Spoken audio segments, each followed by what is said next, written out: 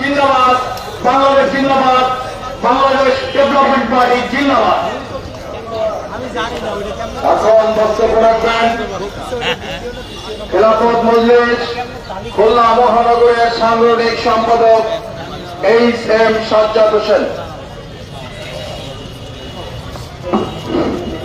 نحمده ونصلي على رسوله الكريم اما بعد فاعوذ بالله من الشيطان الرجيم بسم الله الرحمن الرحيم لئن شكرتم لازيدنكم ولئن كفرتم ان عذابي لشديد صدق الله العظيم। আগামীকাল কর্তৃক কেন্দ্রীয় ঘোষিত আজকের এই খুলনা বিক্ষোভ মিছিলের পূর্ব সমাবেশের সম্মানিত সভাপতি, উপস্থিত আগামী নেতৃবৃন্দ, সামনে উপবিষ্ট খুলনা তৌহিদি জনতা, আজকে অত্যন্ত ভারাক্রান্ত হৃদয় নিয়ে আজকে এখানে উপস্থিত হয়েছি।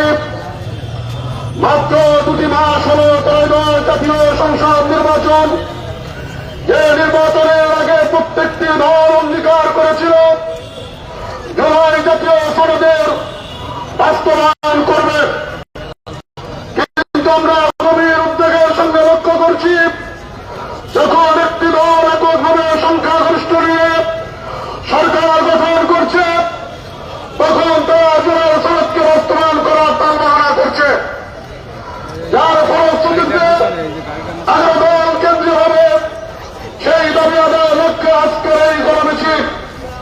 আপনারা যারা উপস্থিত হয়েছেন খেলাফত মজলিস খুলনা মহানগরের পক্ষ থেকে সবাইকে আন্তরিক ধন্যবাদ।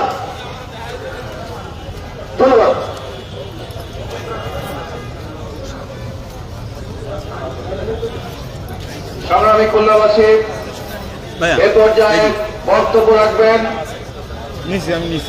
ঐতিহাসিক জুলাই আন্দোলনের আহত জুলাই যোদ্ধা মোহাম্মদ হুজাইফা।